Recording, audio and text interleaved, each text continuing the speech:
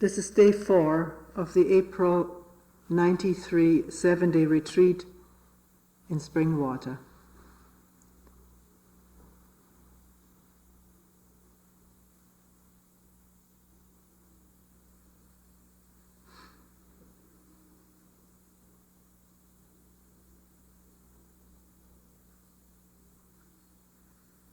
Apparently the question about effort was not yet exhausted with the 2 talks that we have at least partially devoted to it.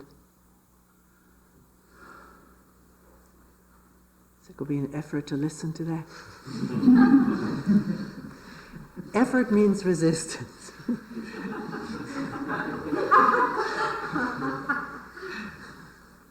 Maybe that's enough to say. There's the slightest resistance to doing something, even though one wants to do it, has resolved to do it. And there's resistance, and it feels like some wall that has to be broken through. Or the resistance itself, which is a habit of doing other than what one wants to be doing, being caught up in addictive behavior. The energy of that seems to stand against any effort to become attentive. One person mentioned as an example, wanting to eat slowly, really wanting to eat slowly. And it's a wonderful thing here in the retreat for anyone to experiment with. Not that we say you have or must eat slowly. You have to or must eat slowly. It's up to each one. The person said it was a real effort because the habit is to gulp things down, to eat quickly. And I know that. I'm also a gulper. I like to eat fast. Having grown up in formative years at a time where food was scarce and rare, and a family of 5, you had to gulp things down to get. I'm painting an exaggerated picture. My mother watched it. Everybody got their fair share, but there were times when if you weren't right there to get it, you had it. You wouldn't get it. There are other reasons for eating fast. And with that habit always comes some pleasure of getting the food fast, of having a full mouth all the time. You experiment, examine it yourself. So there's a habit, and the habit is also connected with pleasure. And now comes the resolve or an innocent interest in eating slowly.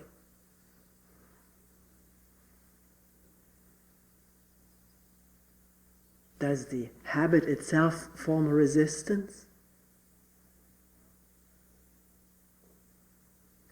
Or is it just that it takes over time and time again, and then one notices it and pays some attention to the spoon lifting up, the touching the mouth, the chewing, the salivating? While salivating and chewing, thinking of the next bite, that's usually what happens. And so the fork or spoon scratches around for the next bit, while there is still plenty in the mouth. The swallowing, is the mind already with more outside in the kitchen? I want to get that other helping. I hope there's still something left. At that moment, there's no attention.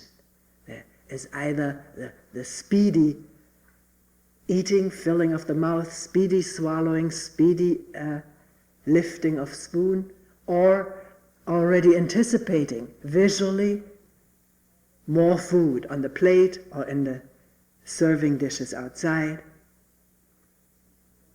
And all of that prevents attention because it occupies the mind and body.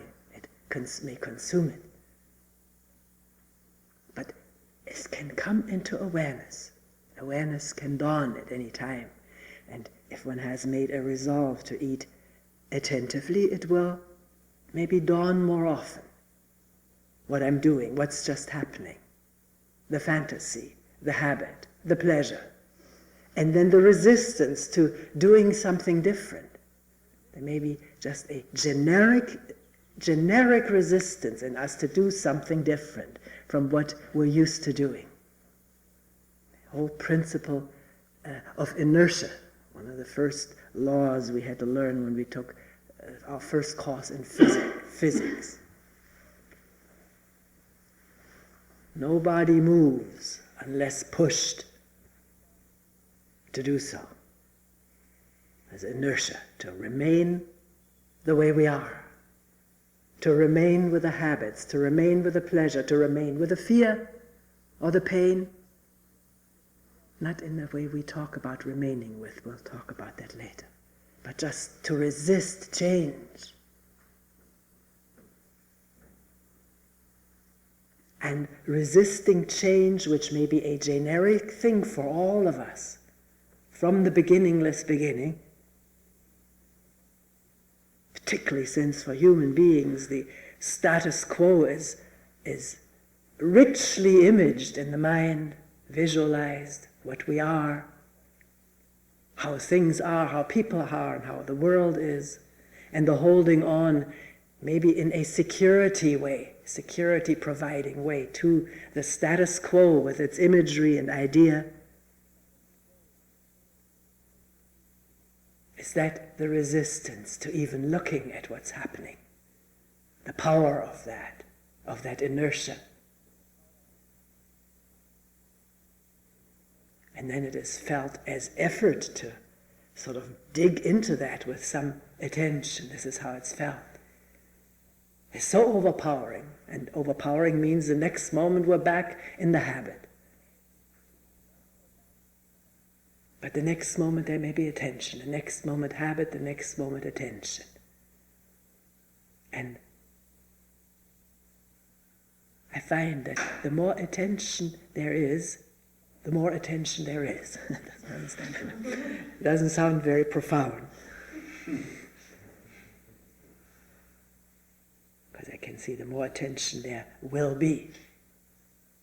Careful, I don't want to predict anything. Who knows? I don't know. But I've found in looking back that there's been more attention all along, even with times of short or long relapses. More attention, more frequently, and of more duration, of more strength.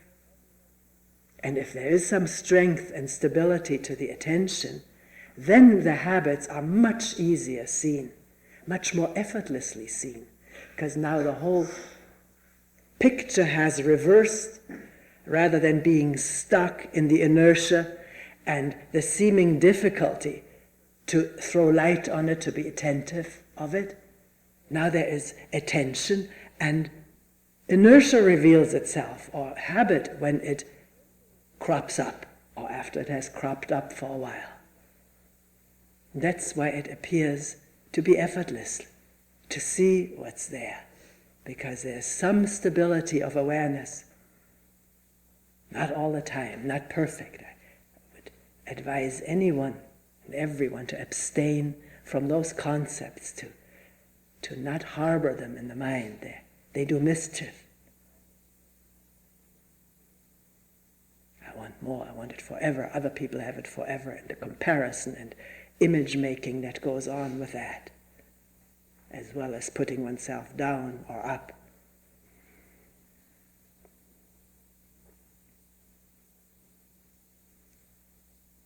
I'm not saying that attention is without energy. When I say it is without effort, it is energy.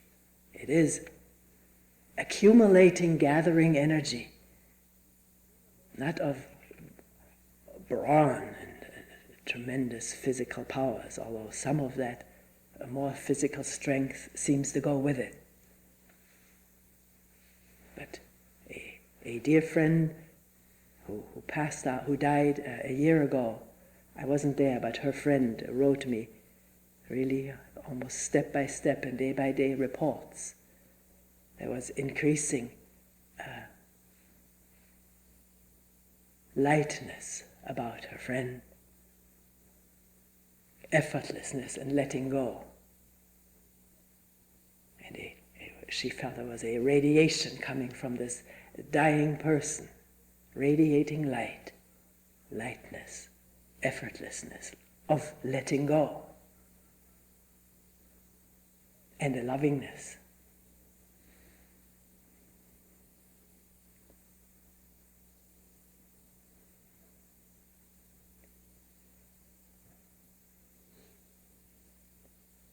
So, attention is energy used or using itself in different ways than resistance and inertia and habit. There's something very mechanical and driving compulsive about the energy of habit, compulsion, inertia. It has a density and darkness about it, whereas the energy of attention has a lightness about it, throwing light, illuminating a habit, a dark habit. And with that, in the presence of attention, the habit has a possibility of dropping off altogether, or at least being illumined and becoming lighter and less driving, less powerful. Or else, as we talked in one meeting this morning, attention can even function as a circuit breaker, breaking a circuit of habit, or loopy thinking.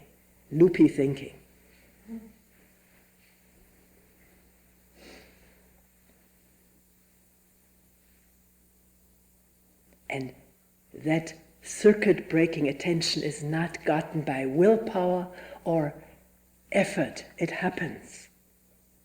And yet you say, well, but isn't looking at these things and like watching how I eat, or being aware of whatever, isn't there some work involved, something involved? Well, I struggled over a word and have never found the right one. We called the book that came out here, The Work of This Moment. I thought it wasn't bad. But I got strong objections, for instance, from my friends in Poland who don't like the word work.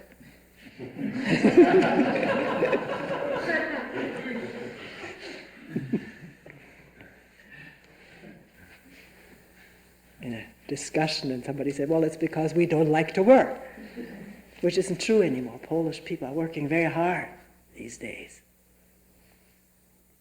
Small businesses and trying to make some money, which becomes more of a value now too. I don't want to go into all of that, but I don't know what this book, it's just going to be published. I don't know what the final title came out. I let them do whatever they want to. Also, at another, I don't know where it was, in Sweden, they didn't like the word work. It was implying too much blood, sweat, and tears, sort of. Well, somebody says, I have put blood, sweat, and tears into this practice. Why? What was going on?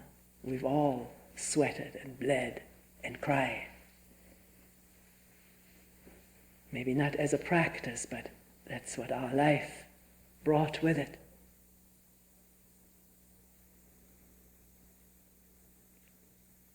And wondering why are we bleeding and suffering,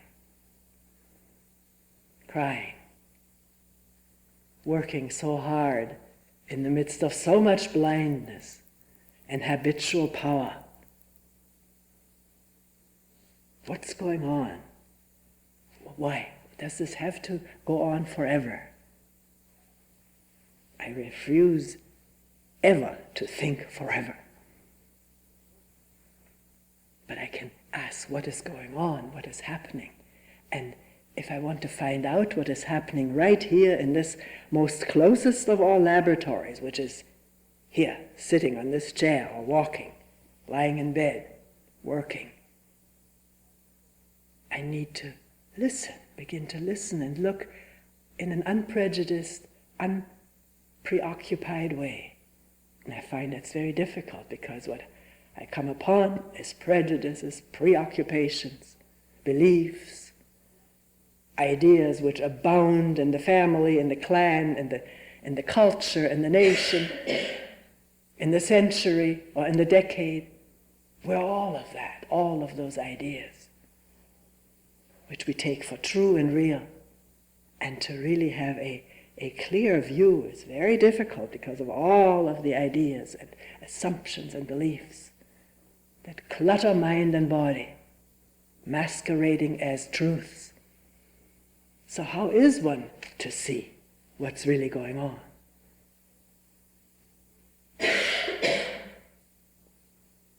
Maybe starting with the simplest of simple, the breathing, the sound of someone coughing, the calling of a bird,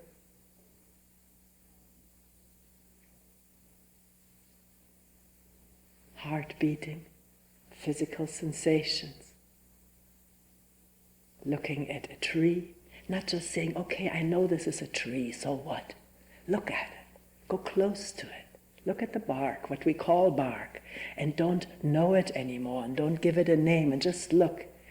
You'll find amazing things without any effort. The only effort, in quotation marks, may be to step closer and not just think, I know what it is. We don't know what anything is. We just have ideas about it, written and verbal and remembered. But what it really is, with the light of sun on at this moment, which will never be the same, we have to look. To hear a bird call, we have to listen. And it happens at times in astonishing ways. And then we sort of feel we're reborn. Because we hear something without preoccupation, without knowledge or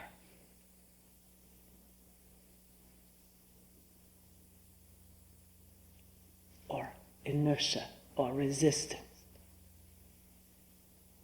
But what's closest to us can be watched, maybe sometimes just for 2 moments in 24 hours. Maybe 3 moments, maybe the next day there are a few more moments. And there will be more to the extent that the moment is allowed to happen and not just use that interval of freedom from judgment to begin judging. Why don't I hear more often, like so-and-so? Then it's immediately gone, and the habit train is rolling.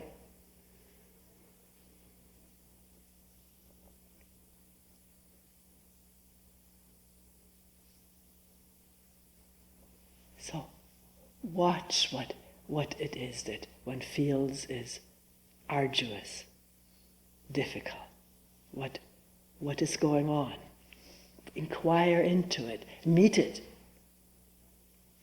And it may change, not be what one thought it was. What comes to mind right now, when we were little children, my uncle had a car. And he lived in Berlin. He would come over every other weekend with his car, which was, of course, an amazing thing to us, somebody driving up in a car. And he would take us children on rides. Now, where I lived in the city of Leipzig, there were not many hills, but he would find some. Maybe sometimes we'd drive a little bit farther. I don't remember all of that. And as soon as we approached a hill, he would start honking. Honk, honk, honk. He said, watch, as I honk, this hill will become flat.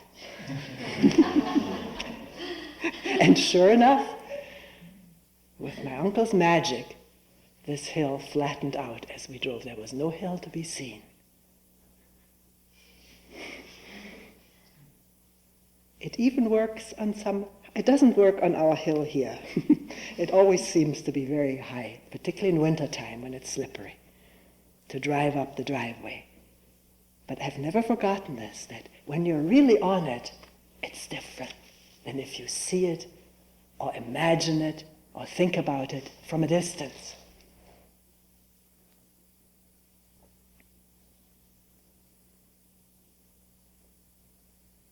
can we leave this right now? If you have more questions, please don't think that you're wasting my time. I love to look at something freshly, because as you ask, I also see more things and learn how to express things, so we're all learning together.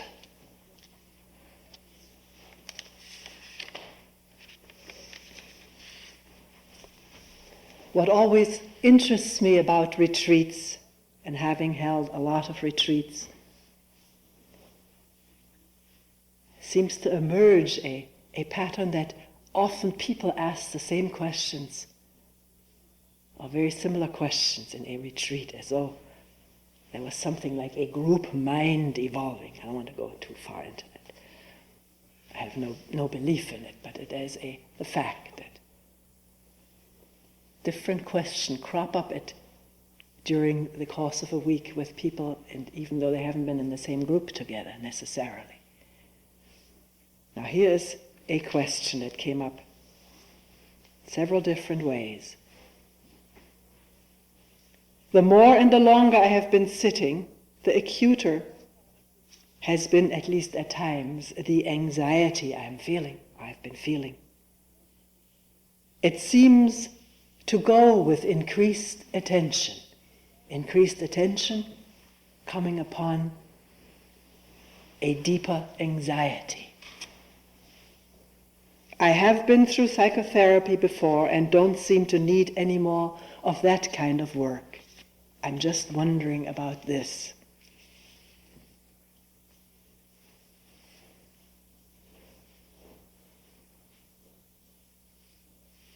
And someone else asked, is too much attention applied too deeply a dangerous thing?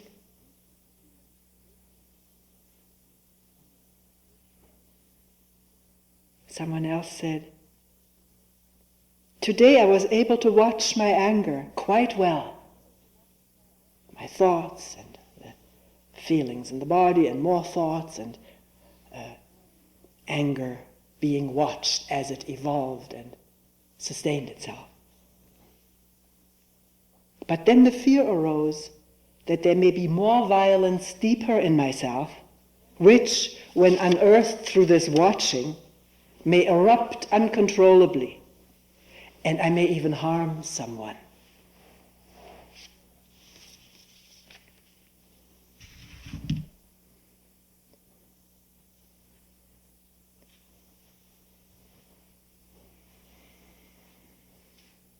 There's the fear of, if I go deeper, what's going to happen to me?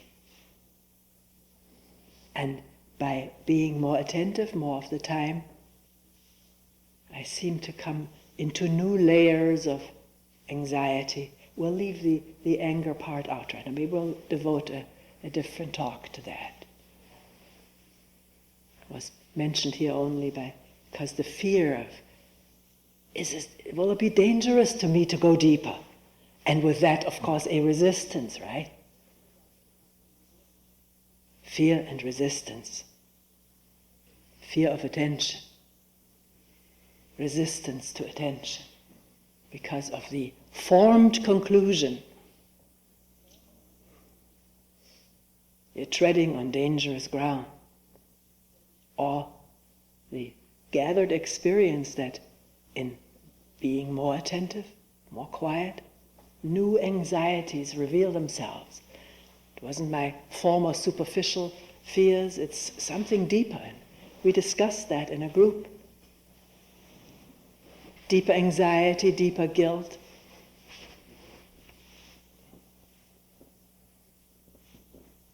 And sometimes one can't put one's finger on it. What it is that one is afraid of. It's so vague, so deep. It seems so fundamental, somebody said. Fundamental anxiety. And then thought, which always tries to clarify, to explain, to theorize, hypothesize. Thought comes in and says, watch out, this has to do with the attention. Because that's what you've been doing, paying attention. And attention means coming upon anxiety. And more attention may mean more anxiety.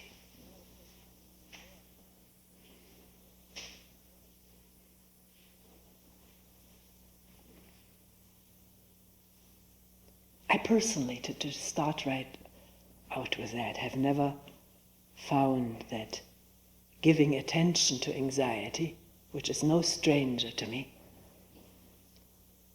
increases it. On the contrary.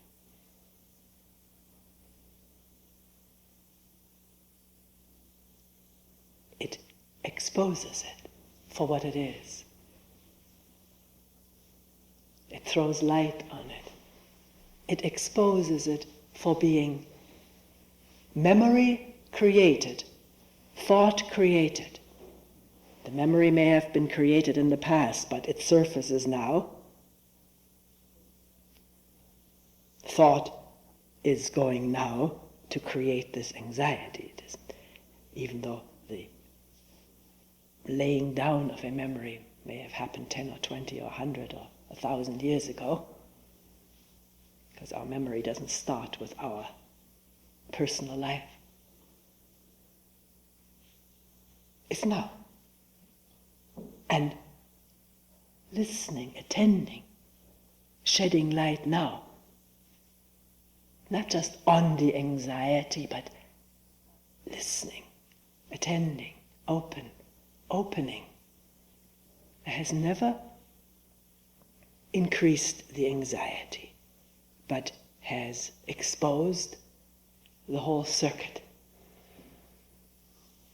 And if one talks about not the superficial anxieties, will I keep my job?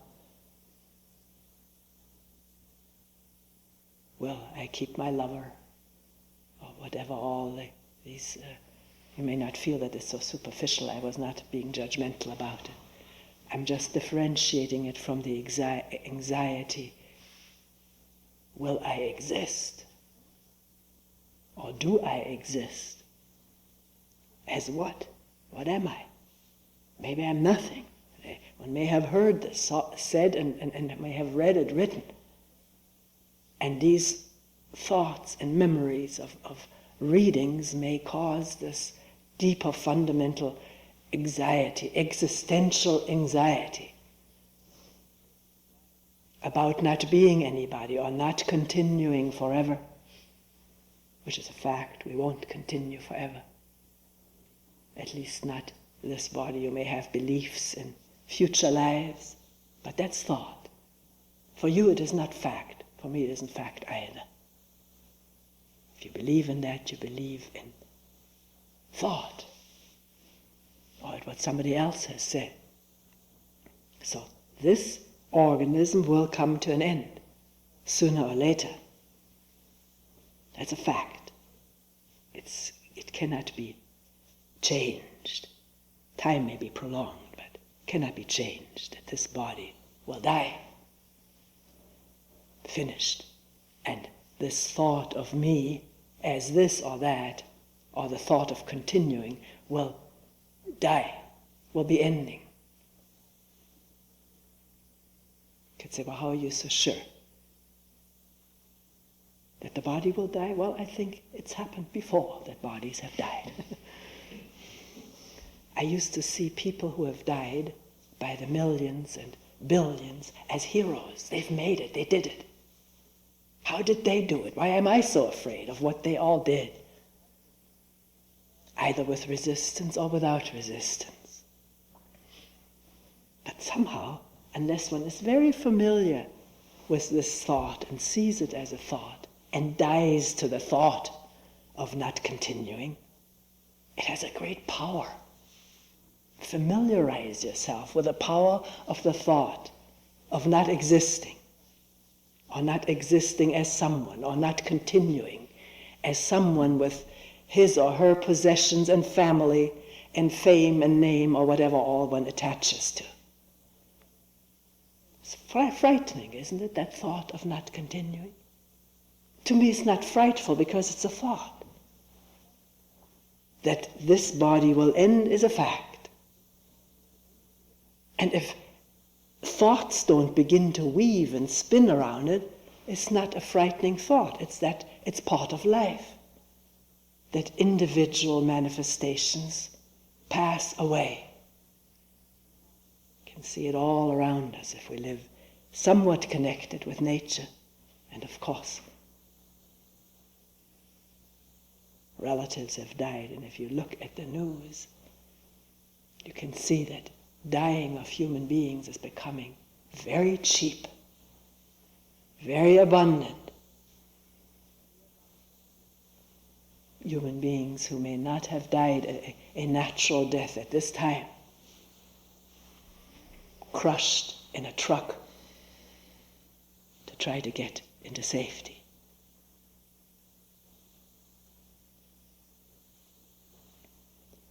So to get at this deeper and deeper anxiety one comes upon, the more superficial layers maybe are exposed, and then something new comes up, this deep angst,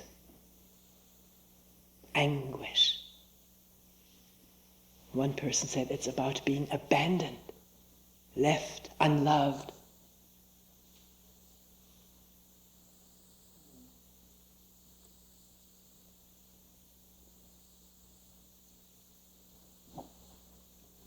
We can think this way, feel this way, make movies or stories this way. There were whole movement in painting. I right now visualize one painting of a German painter, Munch, with a woman standing on a bridge, black and white. Her whole face is just one screaming open black mouth. I think the hands are held to the ears. Paintings like this can haunt one too. But this work is not just to dig deeper and then fear one's digging, become afraid of it and then resist it. It is about understanding, exposing and throwing light, having insight about what it is that we're afraid of.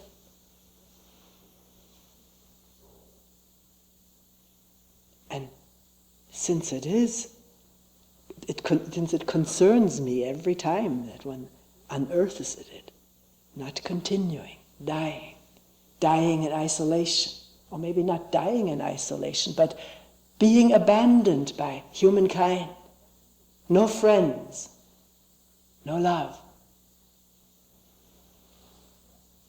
The person who said that said, it's not that there's no love in my life, I'm loving people, and I love people. It's some irrational, powerful thought loop about me and what could happen to me.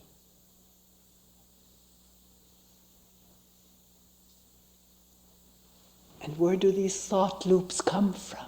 Can they be observed in action while they're happening, while they're going on, and exposed for what they are? We may not want to do this because we cling so tenaciously to the idea that there really is a me.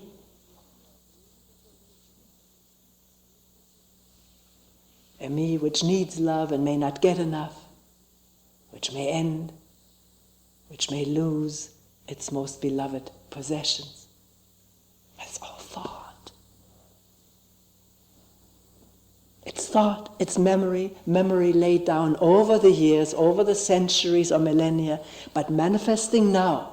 And it can be seen now as a memory, as thought looping around, creating havoc in this body, anxiety and conflict, stagnation or paralysis. That's the power of thought. That's the power of memory. And because it is so palpable physically, we think what we think is real. It must be real because I can feel it in my guts, we say. What we feel in our guts most of the time has been created by thought. But then we give this incredible power to the guts to be sort of visionary. Most of it is reaction from memory. maybe very subtle reaction, maybe very subtle memory, very subtle thought, and imagination. So no one can do that for us. You can't see for me that my idea of myself is memory and idea and thought and image and projections into the future. Of course, it's always a wonderful future or a horrid future. Then the body reacts in that appropriate way. No one can do that for you. No one can do it for me. And you can't even do it for yourself because it happens. Insight happens. Insight into what this me is. And we're so afraid for, so sick over physically,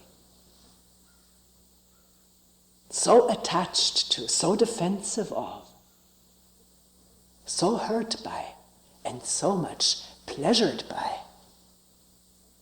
Because a lot of our pleasures derive from thinking what I am, what I will be, how others see me, have seen me.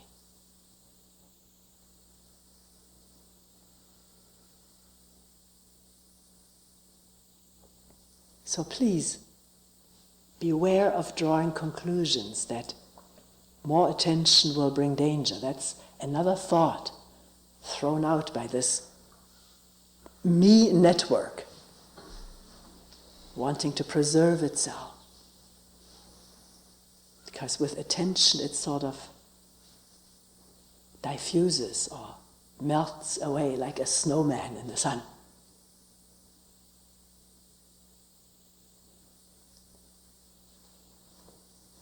Attention cannot possibly do harm. It has no weapons, it has no comparisons, it has no aggression. It has nothing, it's just light. What is, throwing light, exposing what is. You could say, yeah, but what it exposes, that's what threatens me now. Then look at it, just the way we've been looking at it. What am I really afraid of? Take it apart. Spell it out. Walk through it step by step.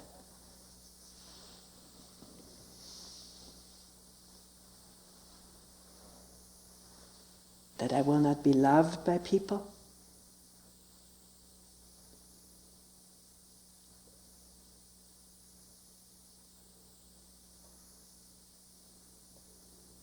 It's true. A lot of people live in such anguish or conflict or hurry or pressure. There's little space for love to emerge and sprout and reach out.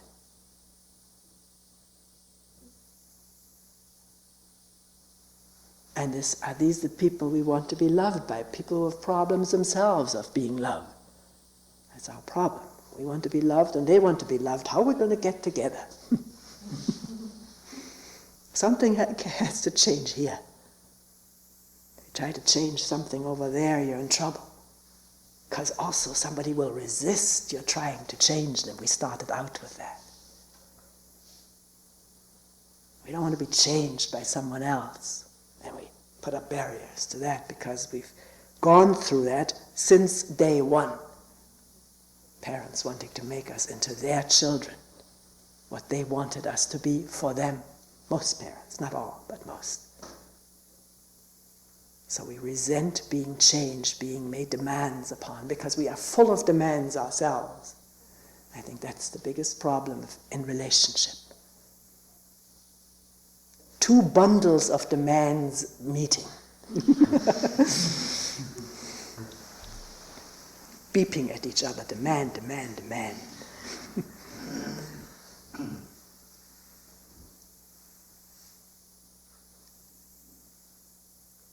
So how are we going to come upon love ourselves so that we're self-sufficient with that commodity? Don't need to demand it from others, because that doesn't work, and it gives us fear. I'll die unloved, or my future will be abandonment by people. We are abandoning each other a lot of the time. We don't want to have to do anything with anybody. We want to be on our own, or be with our pleasures. Leave me alone. I have no more energy for one more person. It's a fact, more and more. One rather goes to be entertained in a movie or concert or wherever than to be with someone who would like company. It's too demanding. Because there's no resource flowing in oneself. One finds one has to constantly go to the filling station, whatever one's filling station is, to fill her up.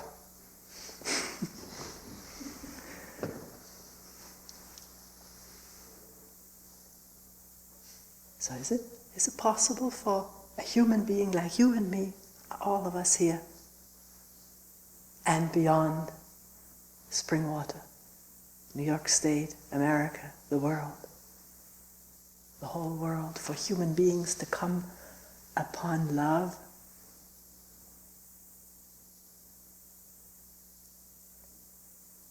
without demanding it or securing it from someone else, which is the most insecure thing we could be doing.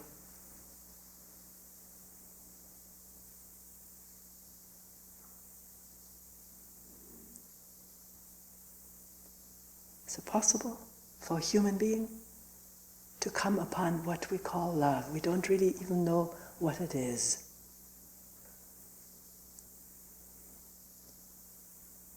Maybe we can't know what it is. Knowing is already trying to grab it, grasp it, keep it, have it, talk about it, think about it. Because if that were possible, that there be in a human being a wellspring of this, what we call love,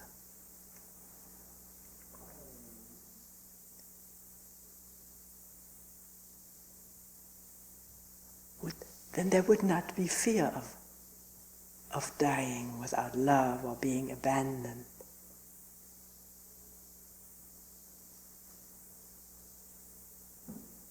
There wouldn't be fear of other people.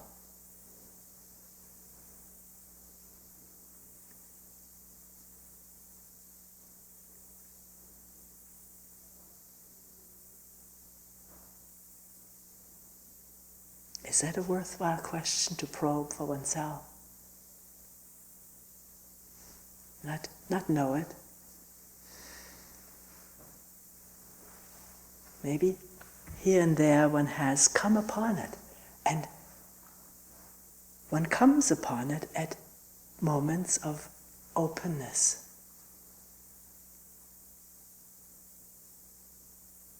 Undefended openness. Not defending any me, because that circuit is disconnected. It's broken. For the time being, it may resurrect. I'm not worried about this right now.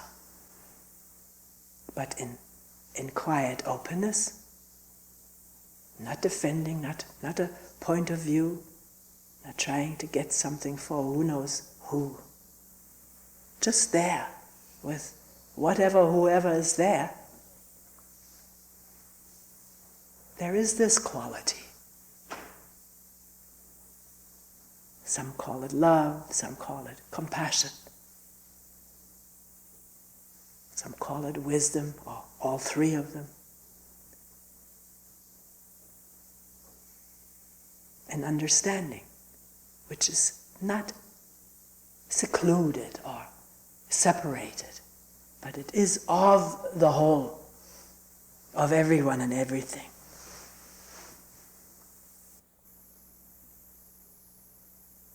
And such, maybe in the beginning, just glimpses are not only possible for everyone, but they happen with so many people.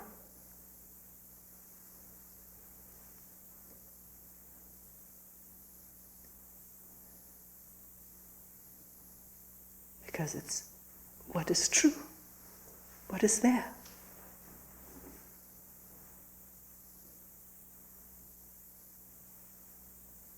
And then watch thought when such an opening happens, thought wanting to grab it, to keep it, to preserve it. Have it again, have it forevermore. And with that, of course, the opening is given way to the circuit again. But the circuit can come into view again and again and again freshly. So how quickly will we drop our recriminations about having been asleep, not having been attentive, not having been this or that, and just see what opens up and let it be.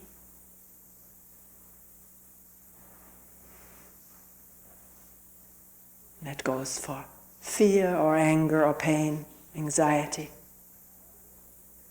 See it for what it is. Let it be exposed. Not worry, is there something more dangerous, deeper? Then you're not with what's there. What's there may be all there is, if it is seen with a mind that is there with all that is.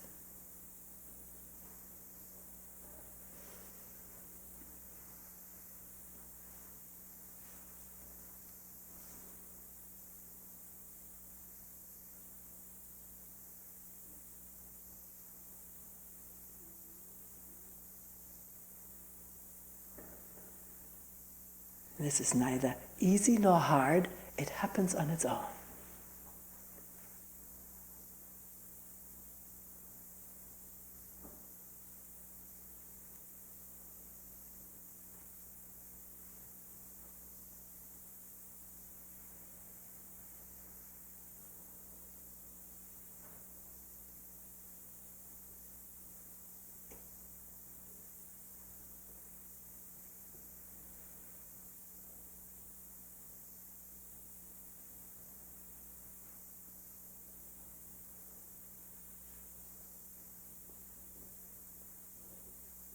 We will end here for today.